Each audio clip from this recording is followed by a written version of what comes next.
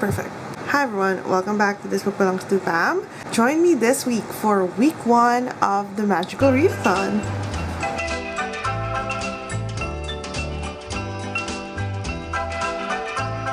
What's the plan for today? It's April 1st. It's a chill day at work because Easter weekend just happened. And today is Nico's birthday. So we're definitely gonna go out later to get some yummy food. Maybe, I don't know, get some drinks. I don't know yet. Okay, what's the plan reading wise? I know I want to prioritize my library books because some of them I borrowed mid-March. So I only have like around 10 days to actually read them. So I think I'm gonna start with Very Vicious Games. I have been intrigued by this ever since I read the premise. It also has that mystery vibe, so I think it will be, fast to read. So I think I'm gonna start with that one. I'm also still in the middle of 2 reads from March that I do plan on finishing, but I don't think I can include those in my TBR for Magical Readathon. But I am gonna be checking the lore side quest that we have to do. Let me get my laptop. Okay, so for lore class, I think if you watch my TBR, you know that it's interrupted. We have to read this Legend of Dia thing. I'm looking at my laptop, by the way. So the lore side quest should have opened up today. I think it's April 1st everywhere now, so should have opened up today. Let me check. Yeah, it's not open yet. I guess I could talk to you about what those 2 reads are. So the first one is a physical book. It's Even If This Love Disappears Tonight by Misaki Ichijo. It's translated literature from Japan. And I am at page 158. There's like 236 pages here. So I definitely want to finish this just so I'm not constantly thinking about it. So far, it's been really good. It's a very sad book. It's very gentle but sad at the same time. I do expect to get my heart broken with this one. On the completely opposite spectrum of romance, I am reading Pucking Around by Emily Rath. So it's a Why Choose reverse harem hockey romance. We read it in sprints last night and I got pretty far. I got to page 400 something. It's a 740 page book, so it's a big one. But I did get a lot of reading done in the sprints last night, and also I did read after the sprints and this morning. So I'm gonna try Their Vicious Games and hopefully I like it, but if not, I have the backup of the Wishing Game also on my Kindle. But yeah, that is the beginning of Magical Readathon. I hope everyone who's participating in Magical Readathon enjoys their time, have really good reads. I will leave a link to my TBR as well as G's announcement video, although by the time that I upload it, it would have been like 1 week would have already passed, but it's fine. You can join anytime. I shall see you after I get some planning done, and I need to finish this coffee first.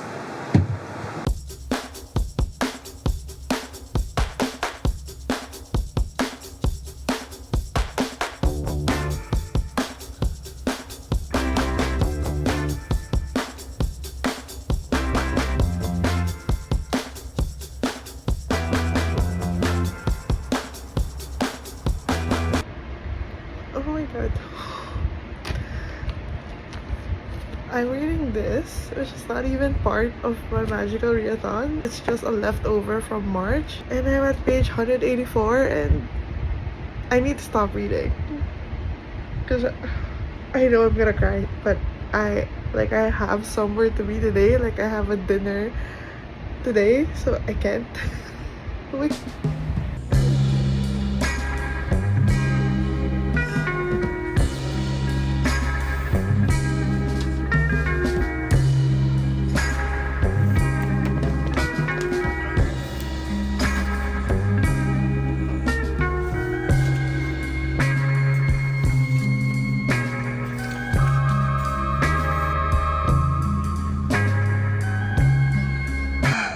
So today is a very busy day for me at work, so I haven't even really read anything or even picked up a book. Last night I started reading Silver in the Bowl just because I wasn't feeling Their Vicious Games just yet. But I did go to the first half of the reading sprints last night for Magical Readathon, and the lore quest has been unveiled. So I'm now at the lore folder and let's see what we have. Yep, I've read this and now I guess it's a matter of what we're gonna be doing after. You're just about to close the book with a shimmer, similar to what you saw before the professor's desk was petrified and immolated. You turn the page to catch more light and spot something, faintly shimmering text. Now I think we have some options. What do I want to do?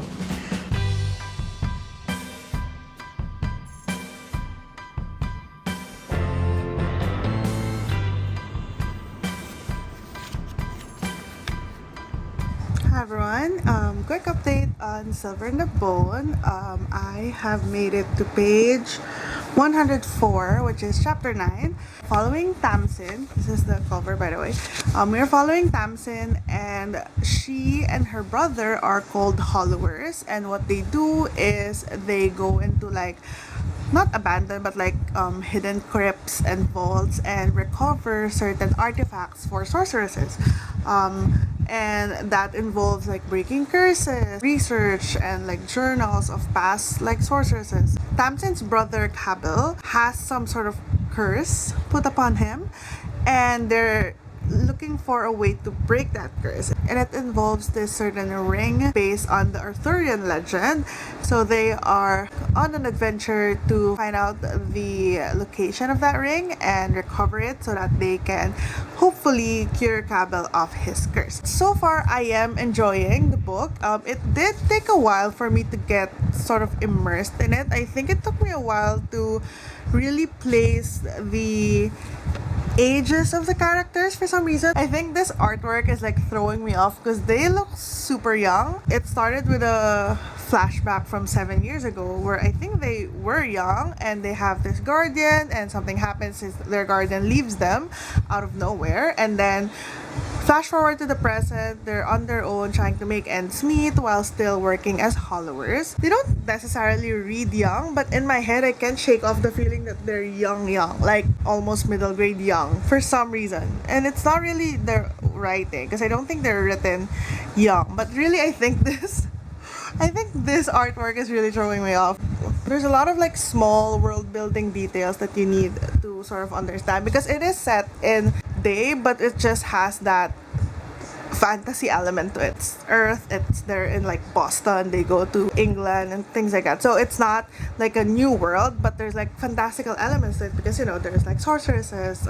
Apparently all of the legends are true, like not just the Arthurian legend, because their job as Hollowers is to like seek out artifacts from all of this like legendary things. So now we have fully started on the adventure to seek out and discover the locations of this ring, with her rival Emrys. So this guy, I thought this guy was her brother. This is not her brother. This is Emrys, her like I guess rival, and they are working together reluctantly to find this ring. So yeah, that is my update on Silver in the Bone. I haven't really read any of the other books that I said I was reading. I'm at page 5 their vicious game, so really not far along.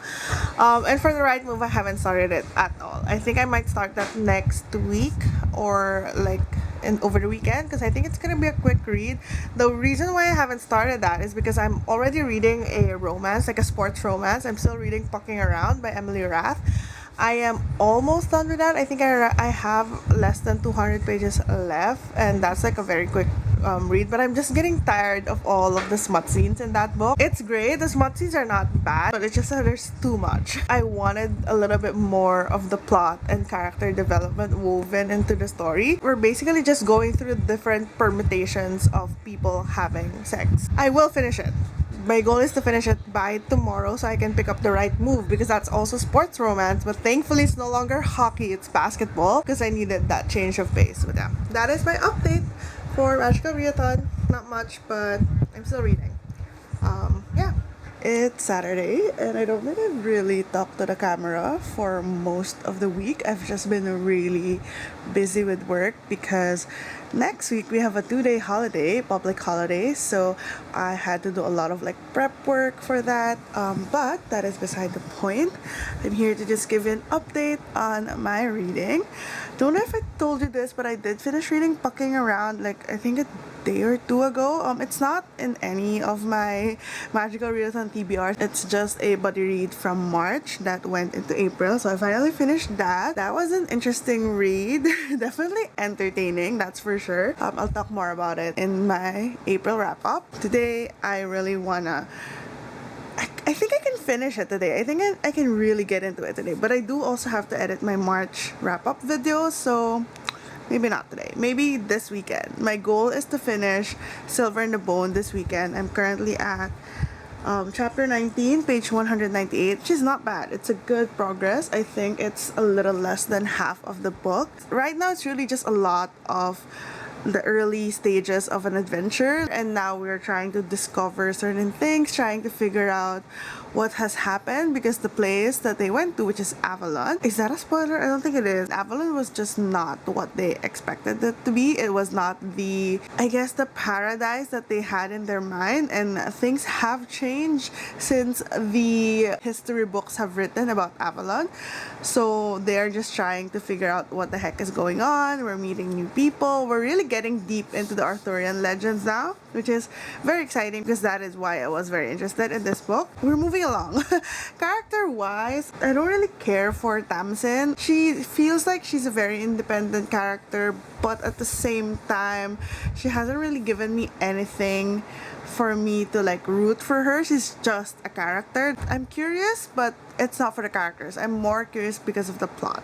The other guy, Emrys, so we're seeing more of him now, but not really enough for me to make any assumptions about him. But I do think that he is very concerned about Tamsin's safety, and he's like very reluctantly caring for her, but there's something there. I don't know if, I know that they're kind of like childhood enemies. They've known each other since they were kids, and they've been like ribbing at each other since they were kids, but I don't know if there's anything more for him. I feel like there is. It seems like there is, but I don't know if that's gonna be a prevailing thing in this book, or if it's just a very light touch of like romance. I don't know. I'm very lukewarm so far. Okay, I'm gonna keep reading now with my big cup of coffee, and I hope I have better updates for you later on when I am much further into the book.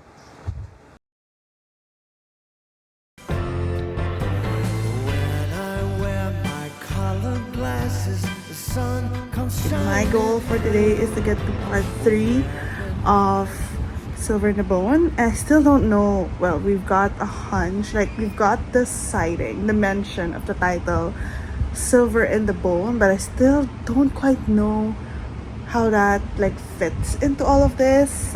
Obviously our main character Tamsin has something special about her. Like there's something about her that's probably related to Silver in the Bone, but I haven't quite put 2 and 2 yet. But for now, I'm just gonna eat my very light-ish lunch, because I have to go later and get my nails done, so I'll probably have a proper meal out later. I just have a very nitpicky rant about Silver in the Bone. I am the type of person who loves maps. Like I love to use the maps in fantasy book. Like I actively refer to it while I'm reading the book. So this is the map for Silver in the Bone. It's beautiful. I love all of the illustrations. I love how different it is from a usual top view map or like a bird's eye view map. This one is more of like a, like you're on a hill, you're looking down at Avalon, right? It's the map of Avalon. However, the thing that annoys me about this map is that none of the places that has been mentioned in the first, I don't know, 364 pages of the book is in this map. Like only the tower has been mentioned, but even this one feels weird because it's supposed to be made out of the trunk of the mother tree. Where's the tree? This is a tree, but this shouldn't be the mother tree because the tower is supposed to be built within the mother tree. Anyway, I'm at chapter 36 and just have a couple of pages left to get to part 3, which is where I'm gonna be ending for now before I have to go to my nail appointment. So okay, Oh my gosh, I look actually insane. But I, whatever. I made it to part 3 of Silver in the Bone. I only have this much left. I wish I could bring it with me to my appointment, like my nail appointment, and read it, but alas, I'm getting my hands done. And I'm quite confident that I could finish it tonight, and I really want to, so I can move on to my next books. I might listen to So Let Them Burn by Kamilah because I have the audiobook for that, but that's not really for Magical Readathon, but it's for Jan Agaton's Patreon book club, so I might do that because I could at least listen to something while I'm getting my nails done.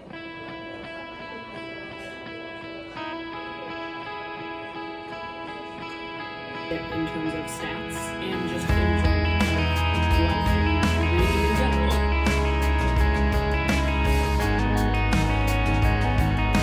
I did it.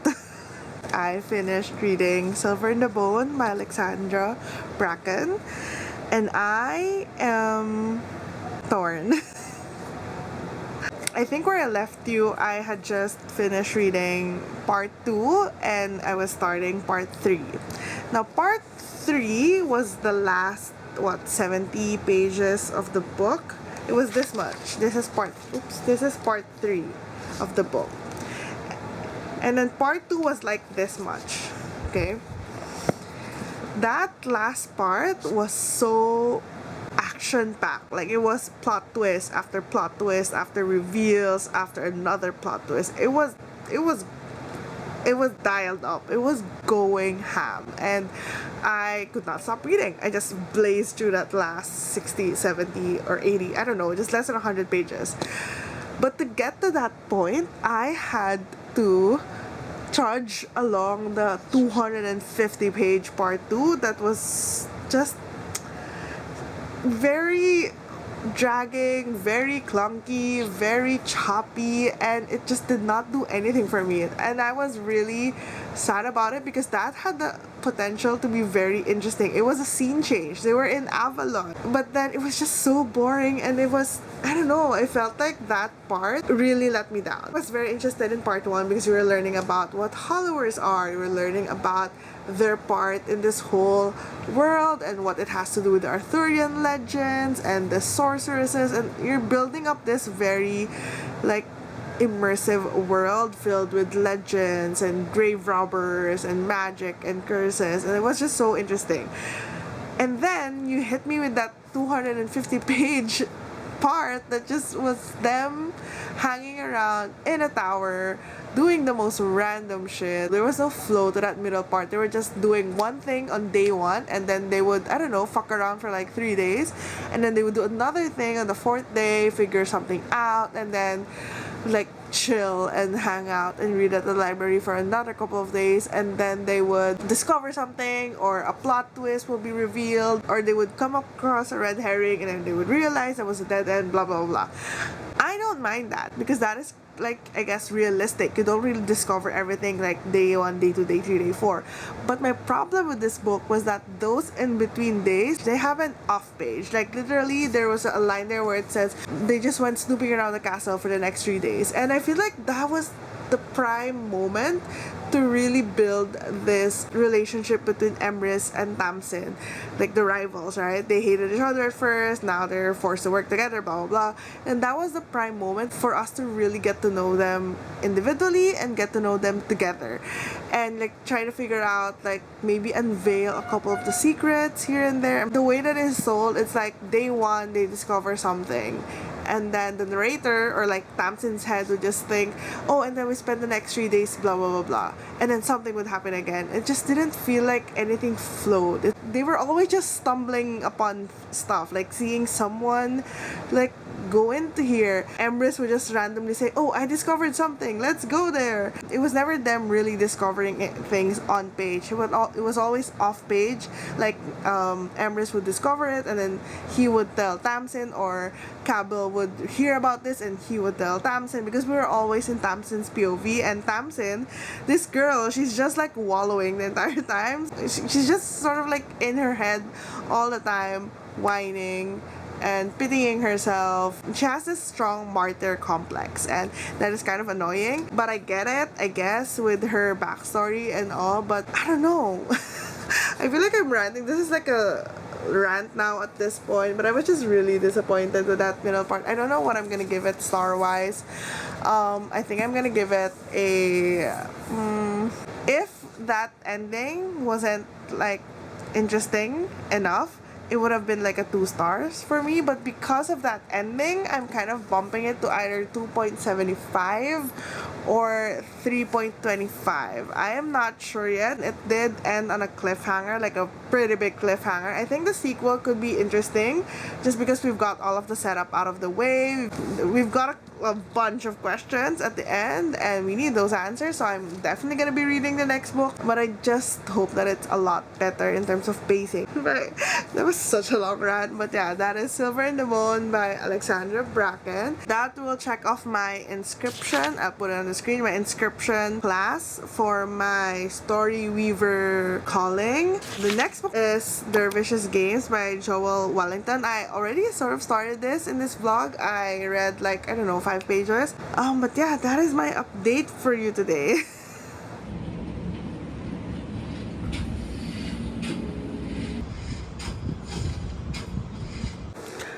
Hi everyone, so I have started reading Their Vicious Games and I'm currently at chapter 8 and things escalated so quickly, like that came out of nowhere. We are following Adina. She is a black woman and she was initially accepted to Yale, but because she has this beef with another girl in her school who's white, very well off, upper society, blah blah blah, essentially she got her Yale acceptance rescinded, so now she wants to join this exclusive, very secretive contest run by the Remingtons, which is basically like the rich people. Like they own the land where the school is, they founded the school, like that kind of like old money.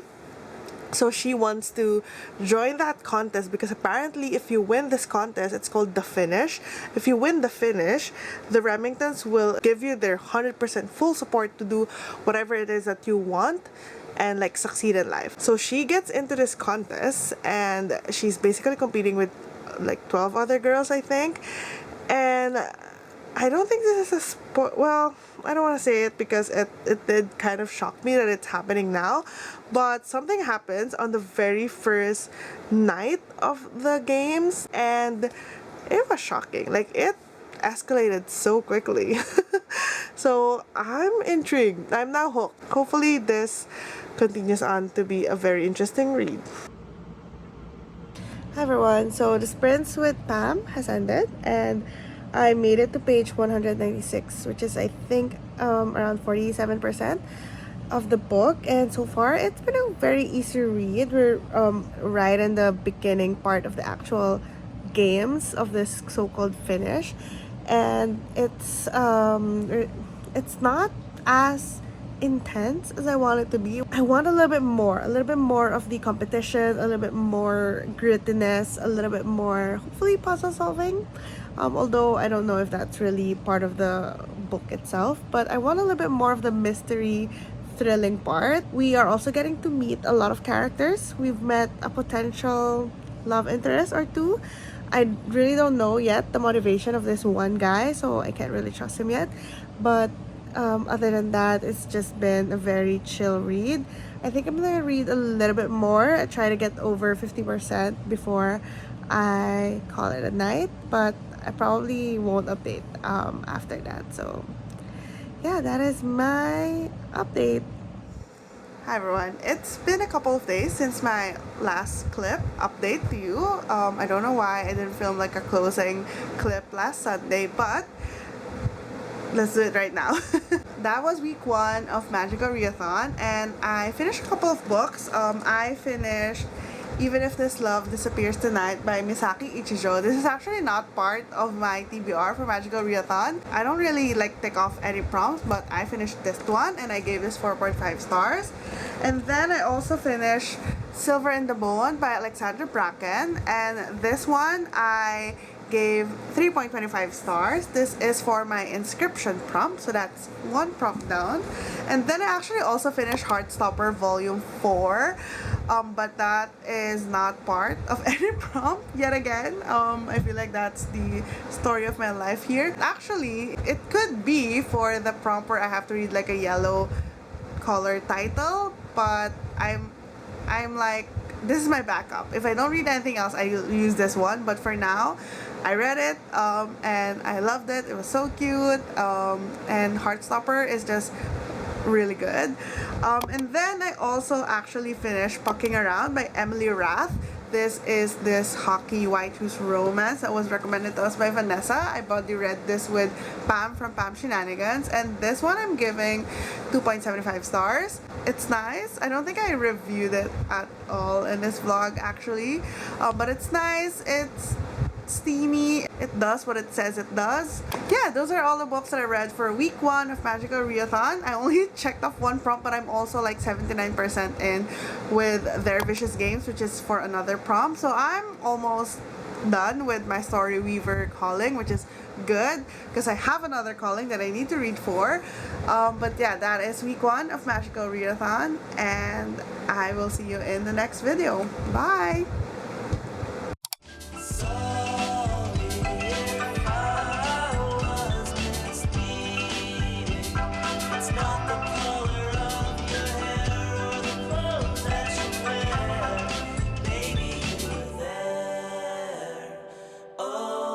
Baby.